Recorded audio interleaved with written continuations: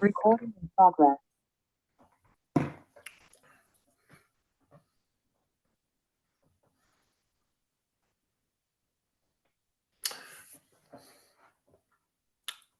Hello, everyone. My name is Peter Carlino, and this is Starting Your Own Business, sponsored by TD Bank Charitable Foundation.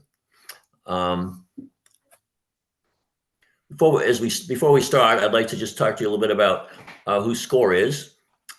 SCORE's been around a long time, founded in 1964. We offer two main services. One is mentoring. And if you are looking for a SCORE mentor, there'll be information later in the presentation as to how you can sign up for one. And we also offer free workshops, such as this one. We offer many different kinds of workshops.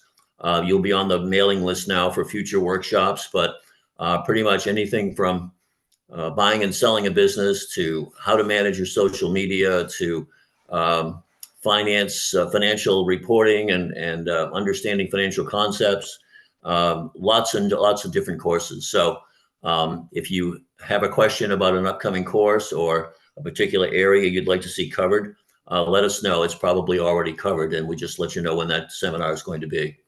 It's a nonprofit organization. We're part of the SBA, and there's about 320 offices throughout the US. So it's a large organization comprised almost entirely of volunteers, such as myself. So what are we going to do today? This course is kind of a wide-ranging course, not particularly deep in any one area. The goal is to sort of make sure you understand all the things you need to think about when you're starting a business. And so we're going to be touching on a lot of different topics, and there'll be more depth. There's seminars that offer more depth on many of these topics, and I'll point that out as we go along. But this is going to be something that just makes sure you're aware of all the things you need to think about when you're starting a business. And questions are welcome. Please ask them as they come up. I'm happy to answer any questions you might have. So the first thing I'd like to do is to find out a little bit about each of you. If you don't mind, we'll take a minute or two, and in the chat window, just talk about what your business idea is, what stage you're in. Are you just starting? You're thinking about it? Are you already in business? And any questions that you'd like me to address today, specific areas you'd like me to get into. That'd be very helpful as we go through this, so I can sort of point out examples that are pertinent to what you're looking to do. So we'll take a minute or two now and just go ahead and enter that information if you don't mind.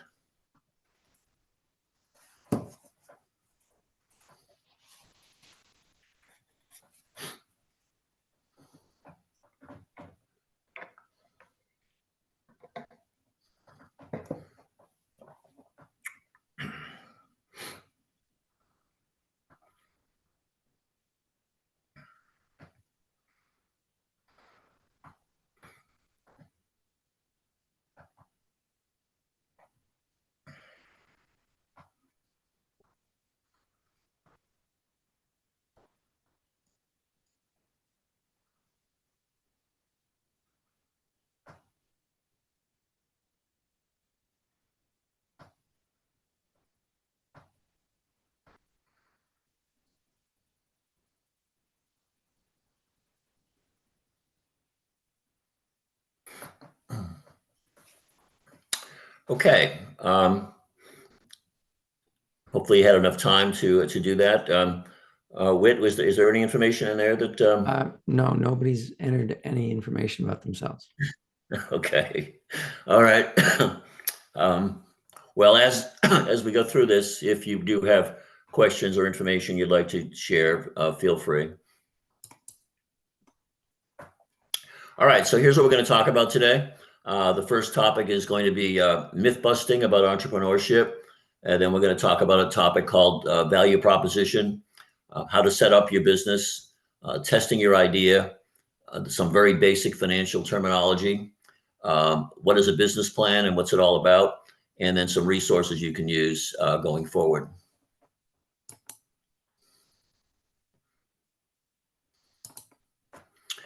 So, what are some of the myths with starting a business? There's a lot of people that have some interesting ideas about the benefits of starting a business, and some of them are right, and some of them are not so right. The first one is, all you need is a good idea to be successful. The reason that's a myth is that it's really not about just an idea. In fact, sometimes, very successful businesses are built copying an old idea. It's really about execution, understanding how to run the business successfully and profitably is really the key to being a good business. The example I use is that Starbucks didn't invent coffee, and Domino's didn't invent pizza, but they both made a lot of money taking an existing idea and reforming it in a way that made money for them. Number two, you don't have to work as hard. This is, of course, a myth. Especially in the early stages where you're the only person, or maybe one of two or three people, you have to do a little bit of everything, and there's no clock. You simply have to do things until the job gets done. So in many cases, you're working harder than you might have in the corporate world. Myth number three, you can deduct everything and don't pay taxes. That's partially true. You can deduct all your legitimate business expenses, but you'll still pay taxes. And certainly once your business becomes profitable, you'll be paying taxes on that as well. Number four, you have to report to a boss. I think what you find out when you're in business for yourself is that your customers are your boss. If you've been loaned money from a bank or from an investor, they certainly want to get information, and you need to answer to them as well. So you may not have a direct boss, but you certainly have to be listening to other people around you and making sure that your customers are happy and that your investors are happy as well. And the last one is you only get to do the work you want. Definitely not true. When you're one or two employees at a startup business, you need to do a little bit of everything. And we're going to talk about that a little bit in terms of just how you balance what you do and what you maybe can farm out and not waste time on. So we just talked about sort of wearing a lot of hats and having to do a lot of things. What it boils down to, the essentials for a person starting a business, the three things they have to be able to do are to be able to sell your product or service. If you can't sell your product, then how would you expect somebody else to? You must be able to convince somebody that to invest in you, to trust you, and to convince them that you're building them a product or a service that is useful for them and beneficial to them. A lot of people get kind of afraid of this, that they don't think of themselves as salespeople. This really isn't about a salesperson kind of job.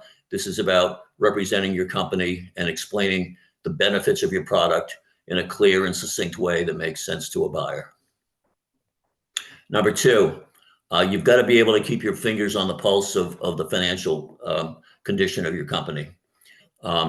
This doesn't mean you have to be an accountant. It doesn't mean you have to understand every single item on a spreadsheet, but it does mean that you need to understand some of the key metrics and make sure that you understand what's the cause is of profits going down or margins decreasing as you go forward. The example I would use here is that you don't have to be a doctor to understand your blood pressure and your cholesterol and your heartbeat, some of the basic numbers that you get when you go to the doctor. Everybody knows that those are key numbers.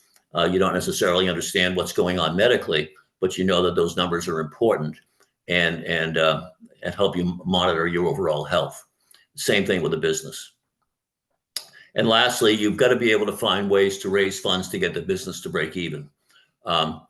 It's a fact that we have many clients that come to us at SCORE wanting to start a business, thinking they can just put an idea on paper and a bank will be in a hurry to give them money. That's just not how it works. The initial money, the initial investment of time needs to come, and money needs to come from you, the source. And whether you raise those funds from family and friends or other sources, you need to be able to get the business off the ground yourself. And in almost every case, I guess there's a few exceptions, but not very many. So let's talk about assessing yourself. Is this really for you? Kind of an important question, because not everybody is cut out to be an entrepreneur. Not everybody will like being an entrepreneur. So the first question is, do you have a background in support? Do you have any experience in what you're doing? Have you shown that you know how to do what you're doing? Do you have your family's support? What's your risk tolerance? This is a really important topic. People deal with risk differently. Some people are comfortable with a certain amount of risk in their lives. And by risk, we're talking about financial risk here mostly. And others will lose sleep over financial risk. If your risk tolerance is not that of one that can live with a certain amount of risk, then I would suggest that maybe being an entrepreneur is not for you. Second thing to think about as you assess yourself is, do you know what your talents and your preferences are? What do you do well and what don't you do well? And being very honest about that, understanding where you need help and where you can assume most of the burden. So what are your preferences? What are your passions? What kind of talent are you bringing to this business? And the third thing is resources. Can you actually pull this off? As I mentioned earlier, you're going to spend money to get a business started in almost every case. Do you have that money? Do you have access to that money? Are you physically healthy enough and have enough energy to get this business off the ground and work a lot of hours to get things going? Do you have the time and the skills? So, thinking about whether or not being an entrepreneur is for you is really an important step, because if you're not cut out for being an entrepreneur and you don't understand the risks and some of the drawbacks, then you're probably doomed to failure. And it's really not something that is a very pleasant experience for anybody. So the first question a bank will ask you, or anybody that gets involved in your business, whether it's a bank as a lender or a key employee, what have you brought to the business? What are you bringing? What is your skin in the game? So a bank that may be considering you for a loan, or an investor considering investing in your company, will say, well, I'm willing to take a certain amount of risk. What risk have you taken? What have you done? And primarily, the skin in the game, the what are you bringing to the business question typically comes down to money, but not always. How much money are you putting into the business on your own? But in addition to that, in some cases, people have other assets they can bring to the business. Intellectual property, for one. Do you have a patent or a copyright on something that is worth money, that is valuable? So if you have intellectual property, that's a key contribution to a business. Have you proved the concept? Have you bootstrapped the business? Have you done work on the side that shows that you can do the business and do it profitably? Whether it's, and we'll talk about this concept a little later, it's called bootstrapping. Have you bootstrapped the business and proved that you can actually do it? And the last one is, do you have strong, relevant experience? Are you a chef who's worked at a restaurant and gained a following, and now you want to open your own place? Are you a hairdresser who has worked in a salon and now you want to open your own place, and on day one, you're bringing with you 20 or 25 or 50 customers? Are you a lawyer, similarly, that has clients that would follow you to a new place? Those are all assets that help anybody getting involved in your business to understand that there's a very good chance of success if you're starting out with a group of clients or group of customers on day one, rather than having to go find them. So these are the types of things that people will look for, whether it be partners, investors, or banks, when assessing whether to do business with you or not.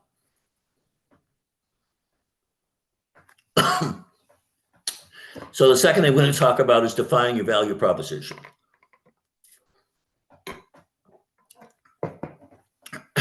So the first thing to understand here is this graph that talks about why startups fail. And without going through all of the different sectors, the number one reason is that companies will build something that nobody wants. So just because you think it's a good idea, or because it's something that maybe you've seen somebody else do, you think maybe that's a clever thing to do, doesn't necessarily mean it's got full marketability. So understanding what you're selling, who you're selling to, and how they will benefit from it is really, really key. And that's what a value proposition is all about. So it's really the first key step. What is the problem you're solving and for whom? So understanding why somebody would want your product and how they will benefit. What are you selling that solves the problem? And how does the customer benefit? And finally, how do you differentiate yourself? How are you different than competition? So a value proposition comes down to a single sentence that is a statement of what you offer to address a problem. And it's something that an exercise that everybody should go through when they start a business. We're going to do a little example here. So the example here is a dog walking subscription service. Okay, number one, what's the problem? What problem are we solving? Why is it a problem? And are we driven to help solve the problem? And so for the dog walking subscription service, the problem is, the problem statement is dog walking takes time, dog walkers are expensive, and coordinating with dog walkers takes time. Okay, so that's the problem. That's the problem that we're solving with our new business. Next thing to do is figure out who experiences our problem. And this is an area where, with social media and other mechanisms we have available today, we can get very good detail about trying to define who our customer base is. Is it male, female? Is it old, young? Is it people with kids? Is it people that are involved in social issues? There's a whole number of things you can find out online and by trying to define who your customer is, to really understand what you're going to say and who you're going to say it to. And so this is just some of the questions that you can look at to try to understand how to identify your target customer. And it's really important to do this because trying to be all things to all people is a real common mistake people make when starting a business. As your business grows, you can maybe grow into other customer areas as you learn more. But when you start out, it's really important to sort of have a target customer, a target group of customers in mind. It helps you save money on your advertising and marketing costs, because you're now limiting your marketing and efforts to a particular small group. It helps you refine your message so you can clearly identify and articulate the benefits of what you're doing to this group. So it's really important to sort of think about that.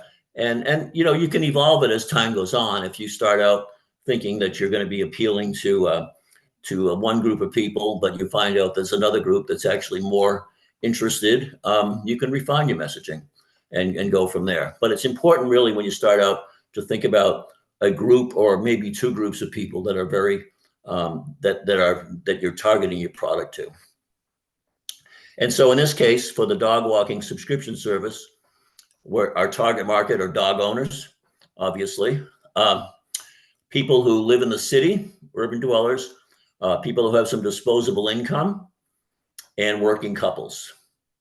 So people that need help with their pet, that are too busy to maybe give it full attention, don't have the facilities or the area to walk their dog safely and get the dog good exercise. So this is the target market. And again, using social media, you can really zoom in on on dog walker owner groups and people who love pets, and all kinds of different identifying characteristics to really target your message. So we've identified the problem.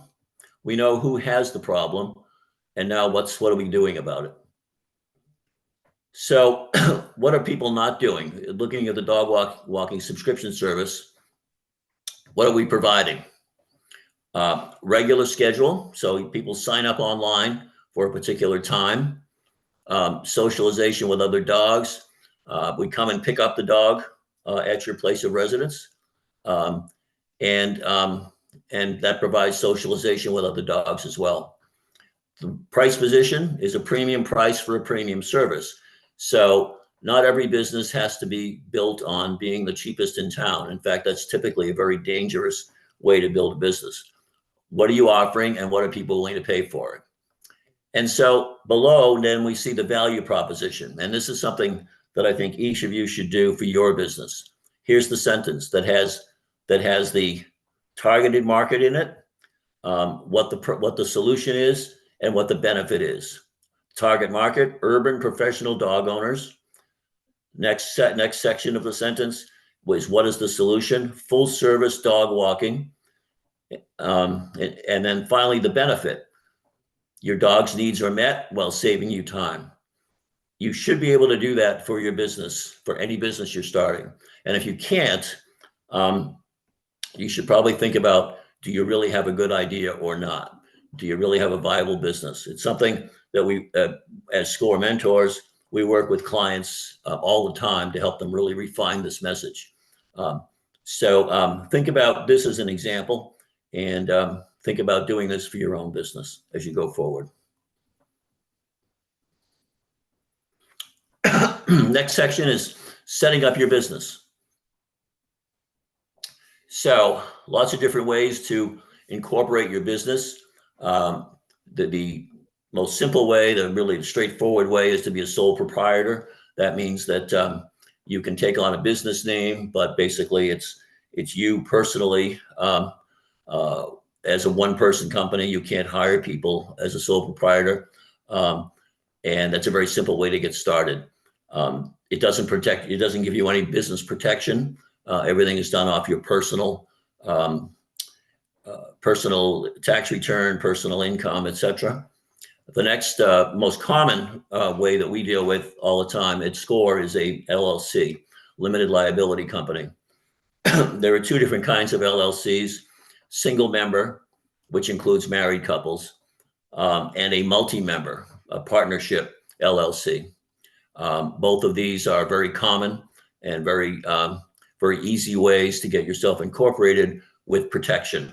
As the limited liability implies, you can shield your personal assets from being sued if you formulate an LLC. So that's a very, very easy way to do things. If you're a nonprofit, there's a whole other procedure that we're really not going to talk about in this seminar today, but there is a whole nother procedure for establishing yourself as a nonprofit, and one of which is you have to appoint a board of directors to your nonprofit. Less common, typically for larger, maybe international or nationally based ideas, is an S Corp or a C Corp. So a C Corp is what you typically maybe think about if you own stock and you in Amazon or IBM or whatever.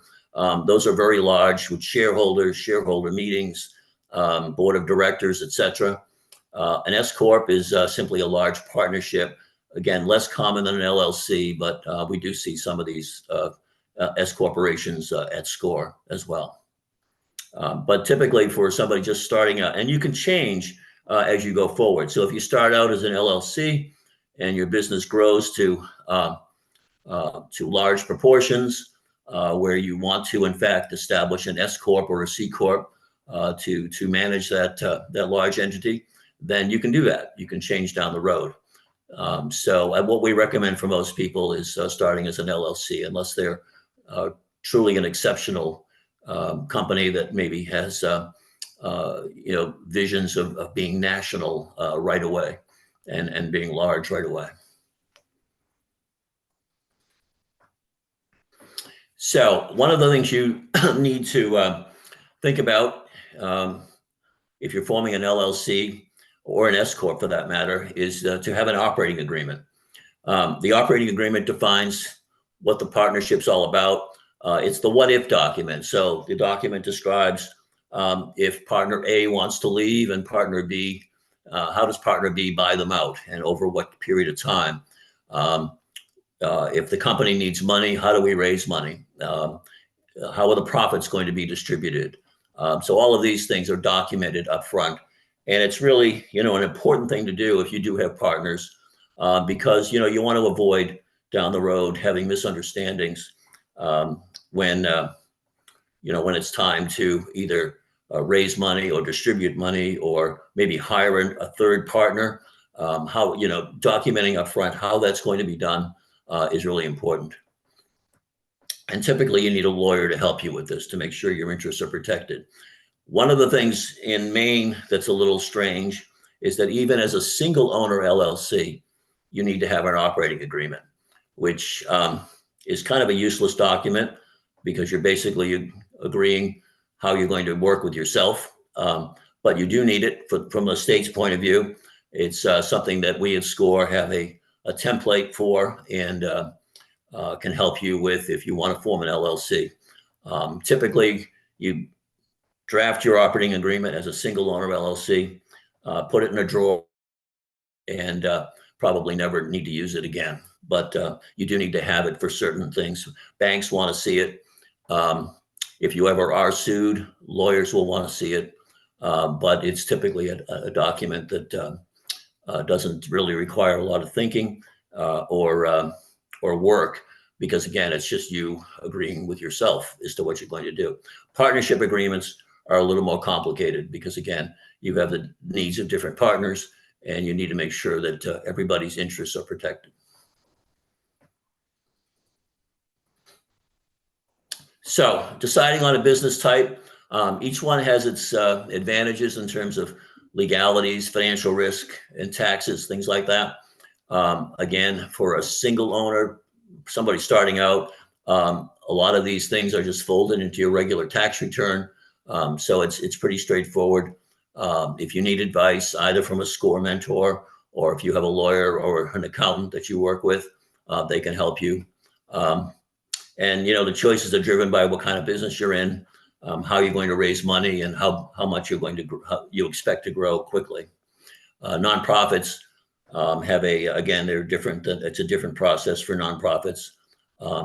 The 501c3, and it can take a long time to formulate a nonprofit. Some other important things when you're starting up your company is make sure you have a name that is available. The Maine Secretary of State maintains a list. You can look online to see if your company name is available.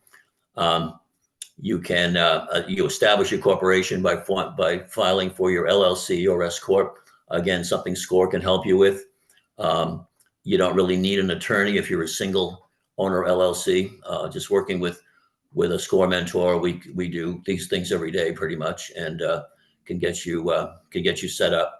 Part of that also is the federal EIN, which is your business identification number, something you can get online. If you're going to be reselling products, then you need a state sales tax certificate so that you don't pay sales tax and then you charge sales tax to your customers. Again, very straightforward to get from the state. You may need licenses if you're performing a professional service or depending on what kind of work you do. You check with your town or your city to make sure that, or the state to make sure that you may or may, if you need a license, how to get one.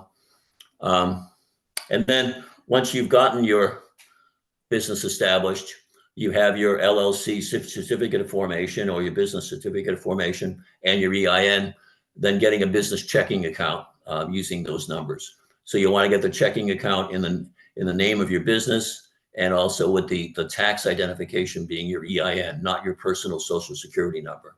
And that's really the value, one of the values of forming a corporation.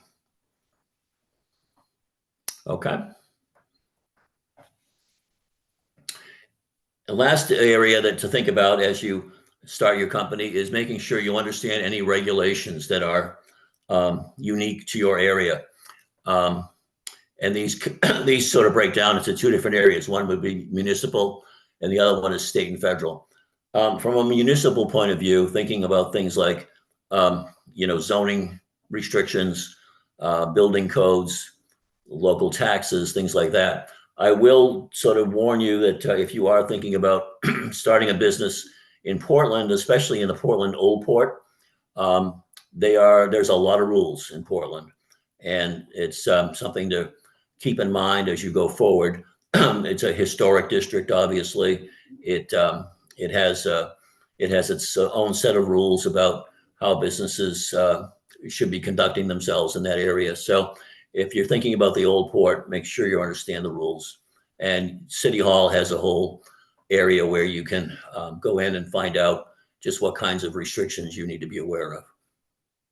From a state and federal level, you need a business license from the state. You may need a business license from the state. American Disability Act or fire safety if you have a building, if you own a building and people are going to be coming to that building. Immigration laws, labor laws, making sure you understand if you have employees, Social Security withholding and payments, and of course sales tax. If you're going to be selling products that are taxable, you need to send sales tax to the state. Typically, it's done quarterly.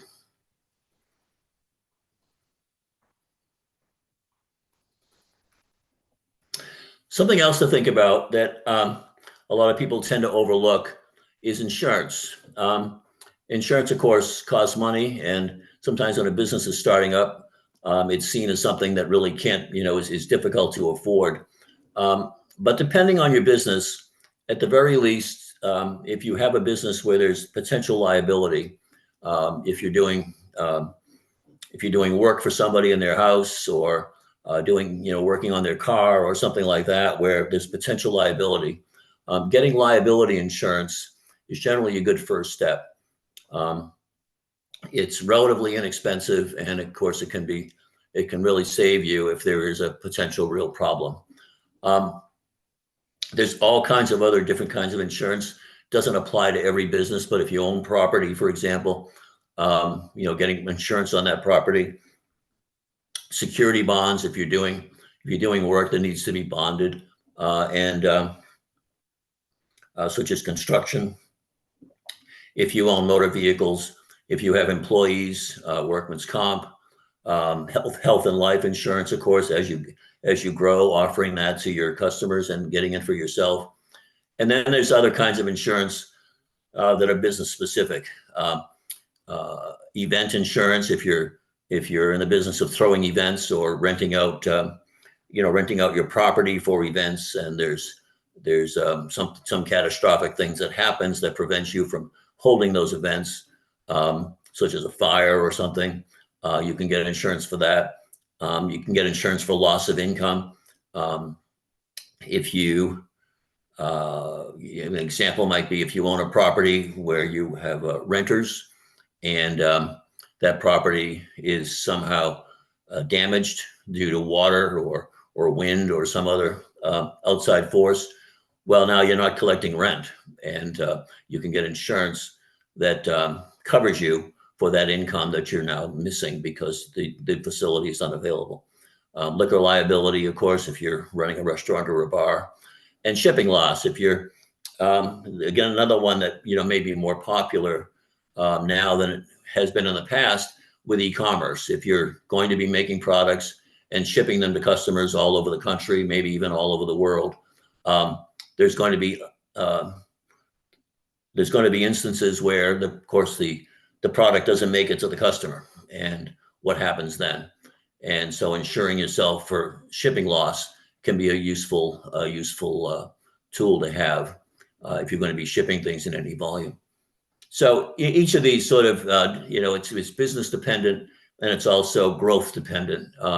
Obviously, you don't need workers' comp if you don't have employees. or you don't need motor vehicle insurance if you don't have cars. So these are just sort of things to think about as you grow and as your business evolves. So really the bottom line here is to try to build a team that you can work with. If you need a business mentor, again, we can provide that at SCORE. But the attorney, banker, insurance agent, accountant, etc. It's good to have a relationship. They don't cost a lot of money to at least establish a relationship with. Let them know who you are and what you're doing. That way, when you need them, they're familiar with who you are. Certainly, an accountant for tax reasons. If you're not, familiar with filing taxes for your business, keeping good records and then bringing them to an accountant at the end of a year to do your taxes is a pretty inexpensive process. As long as you've done, a good job organizing your records, a good accountant can do that, can do your taxes in less than an hour easily, and might be very well worth your time.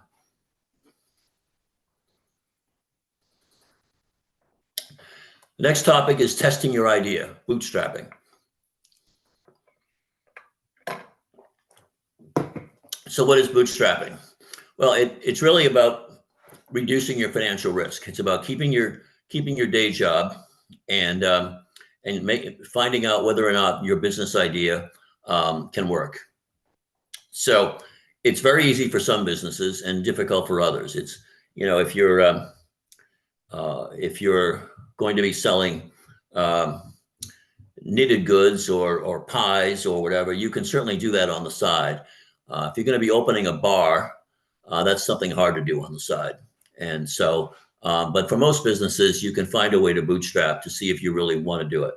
And the idea is to maybe get the business started and even fund itself if you're really good at getting it started. Real benefit is to learn your target market from experience. Who's buying your product? Who's not buying it? Those that aren't buying it, why aren't they buying it? So this gives you a real chance to learn whether or not you're thinking about your product solving a problem and providing a benefit to a customer, whether the customer sees it that way or not, and whether the customer sees the benefit not being worth the price or not being worth the price. So it's really an important step. And so, really the process here is fail fast, fail often. Get out there and sell your product. Get out and sell, listen to the feedback, use the funds to improve the product and to make more, rinse and repeat, meaning you're really not in this at this point in the process of building your business. You're not necessarily looking to make profits. What you're looking to do is to understand how to refine your product and make sure that you're addressing the right target market. Who's buying it and why are they buying it? And this is really an important step. And again, you can do this without necessarily giving up your day job. The best example of bootstrapping that I'm familiar with is a company that probably you've all heard of, Holy Donut.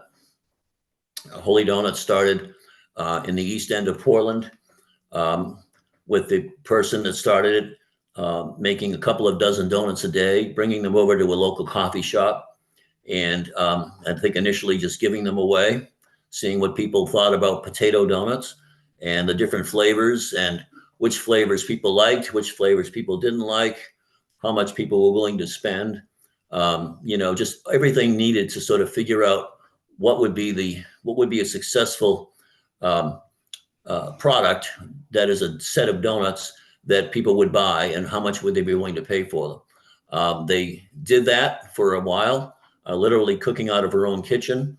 And over time, of course, grew the business to what it is today. And today it's a very successful business. But it started out with somebody with an idea to make potato donuts, not really knowing if customers wanted potato donuts. And it turns out they do.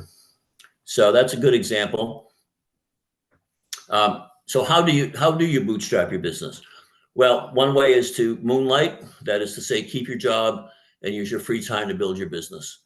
Working nights, working weekends, subcontracting by helping a larger business. So if you're a person interested in potentially being a contractor, for example, working for a large builder and doing work for that large builder to sort of understand what's going on, learning from the builder, what's involved in building houses or building buildings, and then being able to go off on your own is a sort of an apprenticeship, I guess, is really a good way to do it. Product placement. If you're a craftsperson, for example, featuring your products in a public place, whether it be a restaurant or a consignment store or whatever, having your work on display and for sale is an easy way to sort of understand whether or not customers are interested in buying your products. And then special events. If you're affiliated with a church or a school function or fairs, doing some of the local fairs, having your products again available in those settings, just getting out on the weekend and whether you're selling clothing or food or whatever you're selling, making a small batch that is representative of a good sized batch that you might make, taking into a fair or to a church function or a school function, and seeing what people say and seeing if people buy it, and just sort of really understanding, getting your business launched, basically developing a customer base, understanding who your customers are, what your price point should be. Doing all of this while keeping your job is really an important way to go about it. And that way, when you do make the move, you've already done a lot of the homework. You've already done a lot of the work to get your business launched. Banks like to see this when it comes time to borrow money. So it's just a really good way to get going. So bootstrapping is an important process that everybody should think about when they're starting a business. So thinking about your market, when we talked about target customer, who are you selling to? What are the characteristics? What are the demographics of the group that you're selling to?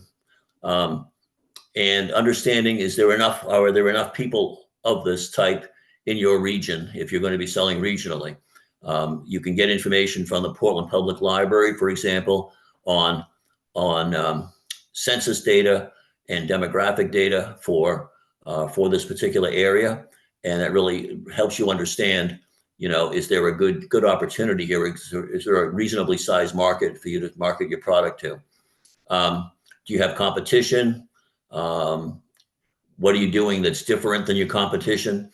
Will your market share allow you to be profitable? Are there enough people out there, using the example we had earlier, are there enough dog owners in the Portland area for you to launch this service? And I think we probably agreed the answer is yes.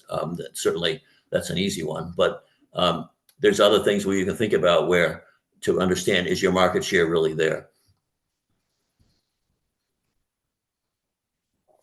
Some financial basics now.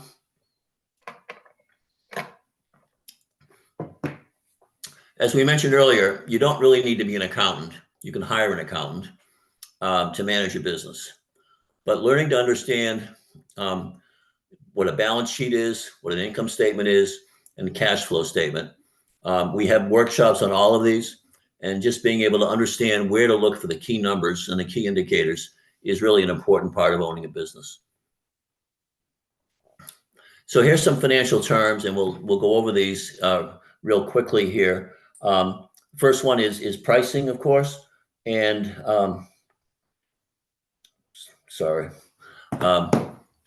pricing. There's different types of pricing: wholesale pricing, retail, benchmarking, and subscription. So thinking ahead of time, as you have your product, are you going to be selling it directly yourself? Are you going to maybe at some point be looking to wholesale your product to a store to sell it for you? Would you be selling it on Amazon? This is really important because when you sell to a store wholesale, or you put your product on Amazon, they take some of the revenue. They in some cases take up to 50% of your revenue. So setting your pricing appropriately to anticipate others taking some of your revenue is really an important first step, because what you don't want to do is set a price that works for you when you're working out of your basement. And then when you're going to sell to a store, having to raise your price in order to be able to cover their commission or their markup. So pricing is really an important step to take right away. Understanding profit and is gross profit, net profit. Similarly, margin, which is a percentage it's another way to measure profit. Cost of goods. What does it cost you to make your product? Overhead.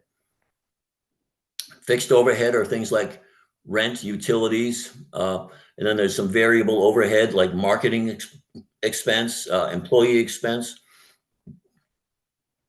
Understanding how much overhead you have every month, and then because that helps you develop your break even. So once you understand what it costs you to be in business every month, typically your overhead, how many of your products do you need to sell in order to just meet the rent, to meet the utility expense?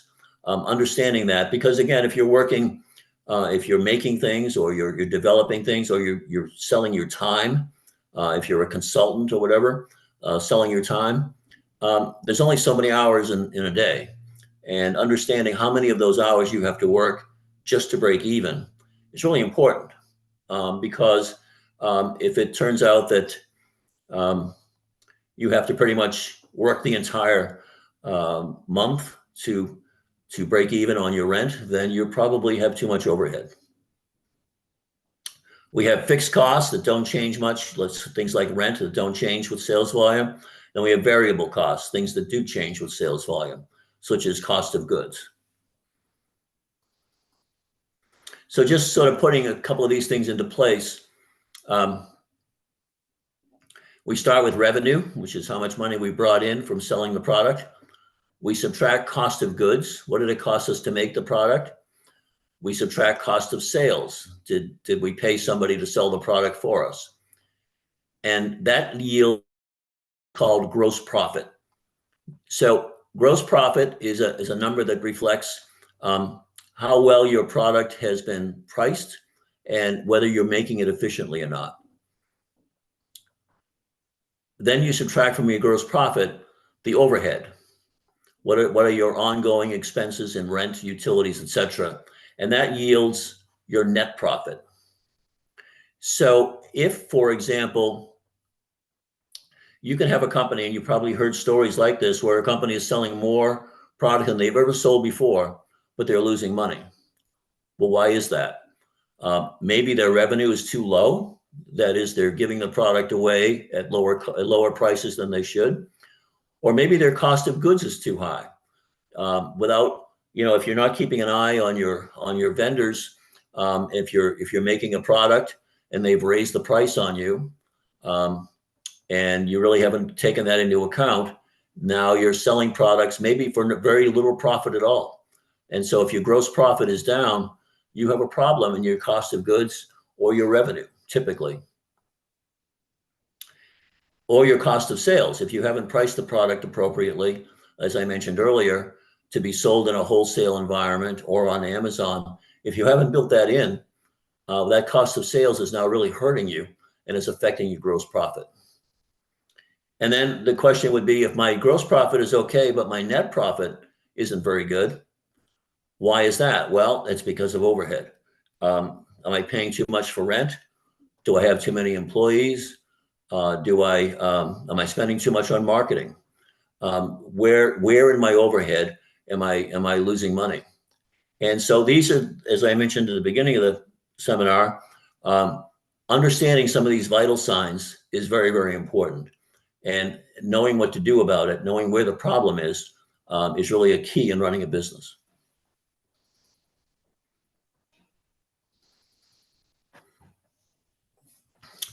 So a little more about financial.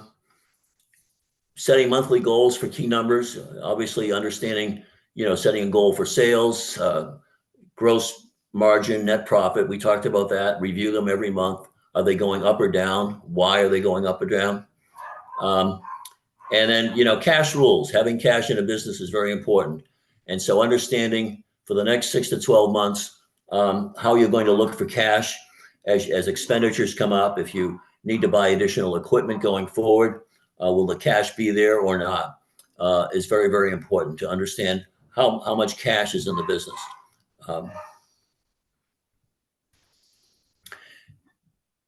As you start a business, one of the big fallacies that we run into a lot with clients is not understanding startup costs properly. When you start a business, you don't start at zero.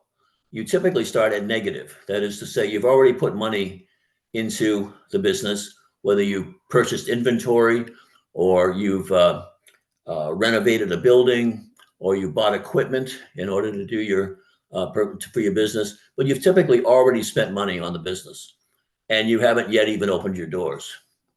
And so understanding what it takes to get the business up and running and how much revenue, how much of your money that requires is really important. Do you have the financial resources needed? So doing a 12-month cash flow projection is typically a very important step before you open your business. And that's something, again, that we do a lot as SCORE mentors. But understanding a reasonable ramp up of revenue, you're not going to get 100% customers on day one. You're going to have to find customers. They're going to have to find you. And so ramping up the revenue at a reasonable rate and understanding how much cash it's going to take to keep the business floating while the revenues are low is really important. I'm doing some what ifs about, are you 20% off or 30% off? What would the impact be? Will the business survive?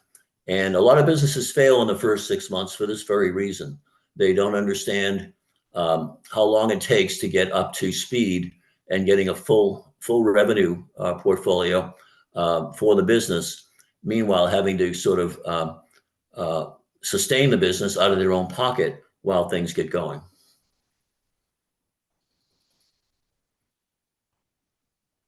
Talk now about business plans. So people ask a lot of times about business plans and whether they need to write one or not. And it really depends, right? It's a business plan is a living document, something that gets changed all the time based on things you've learned. When we talked about like bootstrapping, for example, understanding just how that changes what you learn from bootstrapping. How did that change your business goals and view? But a good business plan is maybe 4 to 30 pages. It's not a long-term paper. It's really about your vision and goals and what you plan to do and how you plan to do it in order to do the business. You describe the problem, the solution, market, competition, financials, and business model, and the team that you're going to have building the product. And so your value proposition, understanding what your value proposition is and why is really important to put into a business plan. But when you write a business plan, you need to understand that it's going to be read by knowledgeable, skeptical people, such as bankers, people that read these things every day. And so you really can't try to fool people, right? Or you can't put things in there that are hopeful, but not necessarily backed up by data. So providing objective data whenever relevant is important, even if it's not perfect data. If it's objective data, it helps back up your points. If you're making claims that you can sell X amount per year, what is that based on? And so if you've bootstrapped, for example, and you've sold a certain amount, that's certainly a good starting point. And from that, you can make some assumptions that say how much you might sell if you were doing this full time. But you need to state those assumptions, right? What are you assuming and what's real? And make sure that the items that are assumptions, things that are at risk, are highlighted so that the reader understands that you understand the risks that you're taking by going into business. So a business plan is an important document. if you're looking to get a loan, a business plan is required. A bank is going to look at your business plan. Investors, of course, same thing. Potential partners would want to see what your business plan is before they maybe commit to partnering with you. Maybe your first employee or other key employees, if you're going to bring in a vice president of sales or a head of manufacturing, they might want to know how your business is operating and what your assumptions are. Maybe some trade business partners as well. But if none of these apply to you, if you're not looking for a loan or partners, maybe you're writing a business plan for yourself, and that's perfectly legitimate.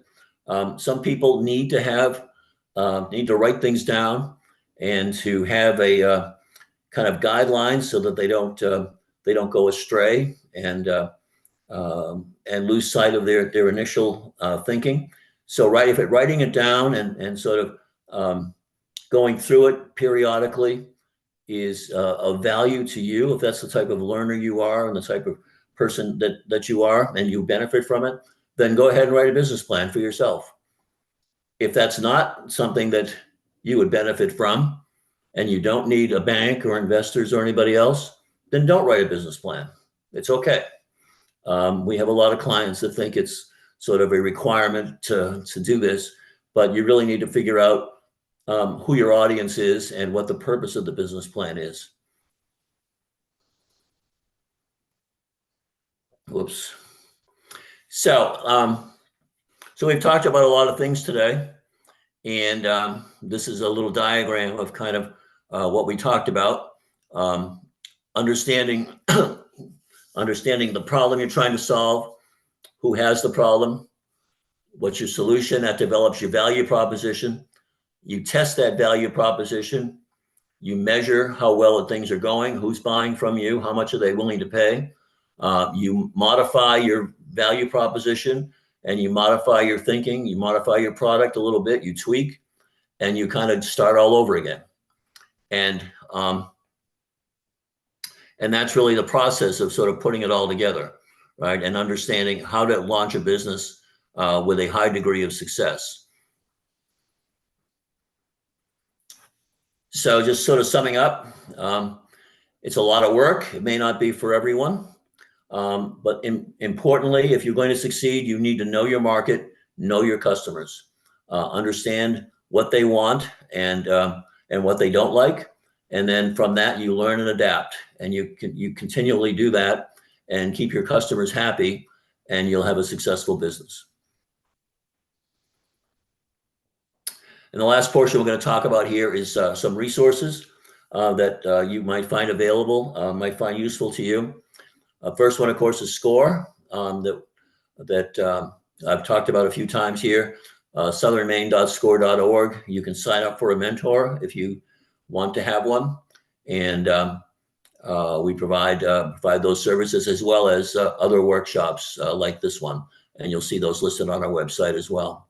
The SBDC is another agency that helps entrepreneurs. They provide services such as helping you write business plans and doing research, etc.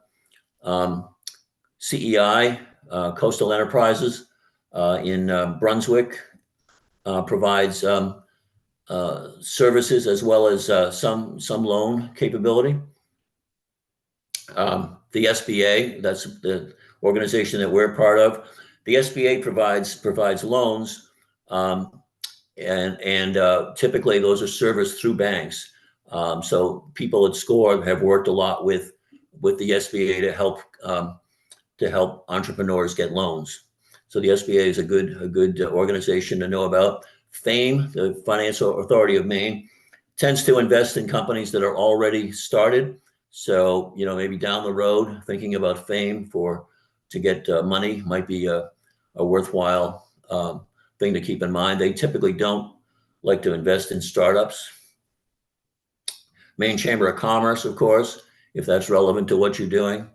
The state has a portal about starting businesses and gives you a lot of good tips about things to do. And, some of the things I mentioned earlier about licenses and some of the tax laws, things like that, they're there.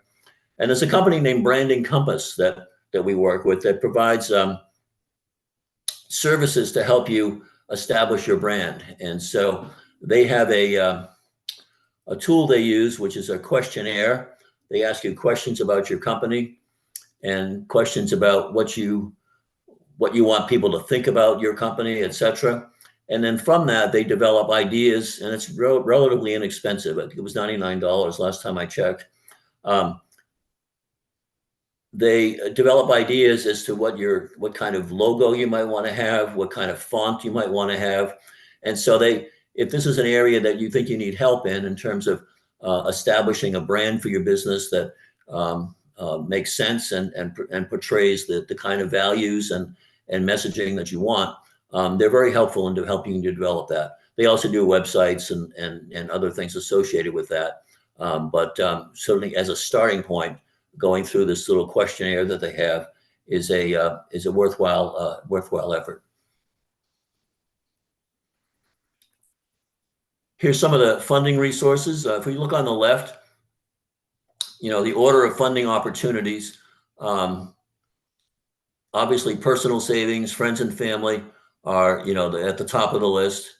There are some grants available, some competition grants available, such as Launchpad that Gorham Savings Bank sponsors.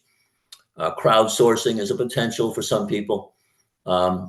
Typically, these are larger amounts of money and they're harder to get at, right? Loans and venture capital.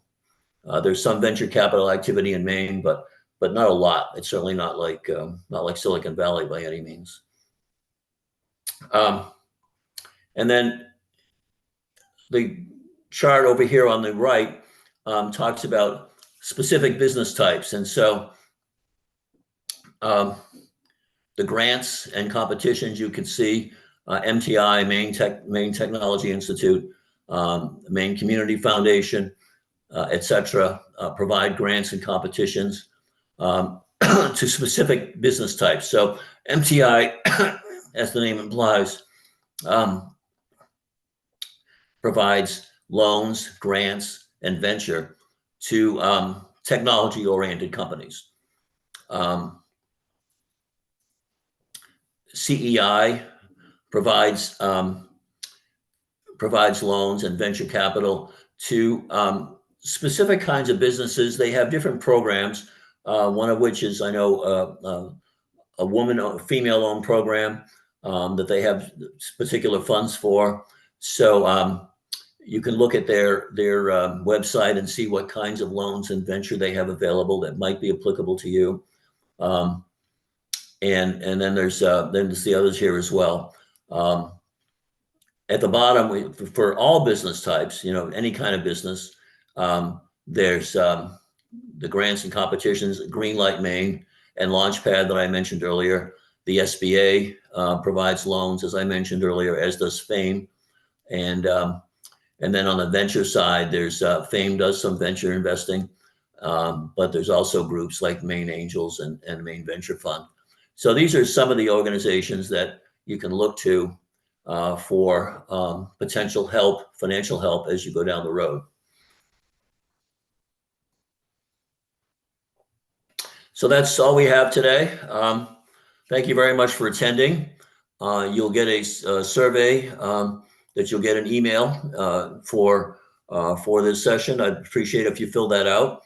And if you want an appointment with a SCORE mentor, you can see there we have three chapters in Maine: Southern Maine, Central Maine, and Northern Maine.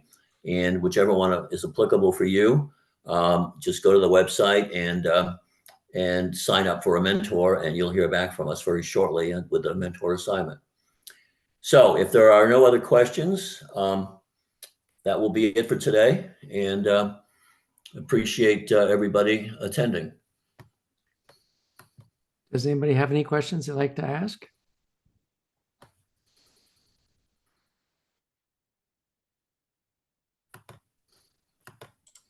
Okay.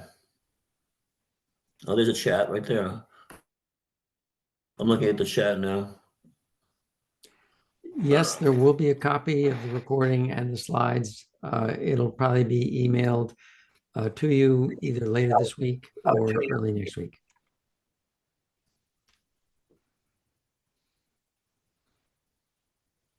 Okay, okay, great. Let me just see if there's any other comments here.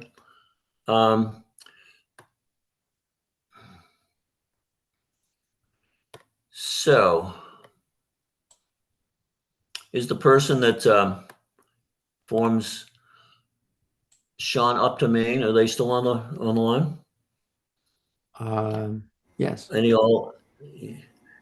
Yeah. So any all info getting into the e-commerce market. Did you have any specific questions on there? Let me close this here. I'm working with machines running right now, so sorry about the background noise. I'm working with one of your mentors right now, but not specifically, but really just trying to expand basically a branded idea into the e-commerce market is what I'm looking to do, and really looking for investing. So I've got a business plan that's my first draft has been created, and so I'm just really kind of I'm on the right track and just trying to learn more about everything. Okay, good. Well, if you're working with a mentor, that's great. I'm sure you're getting good help there, and hopefully this was of some value to you as well. Yeah, it definitely was. I appreciate it very much. Okay, great. Yeah, Thanks. great. Thank you. Bye-bye. All right. I think we're all set, Whit.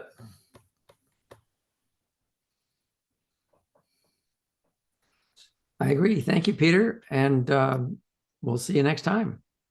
I guess. Sorry about the little mix-up there, but thanks for hanging on. Any day. Talk to you All soon. right. Bye-bye. Bye.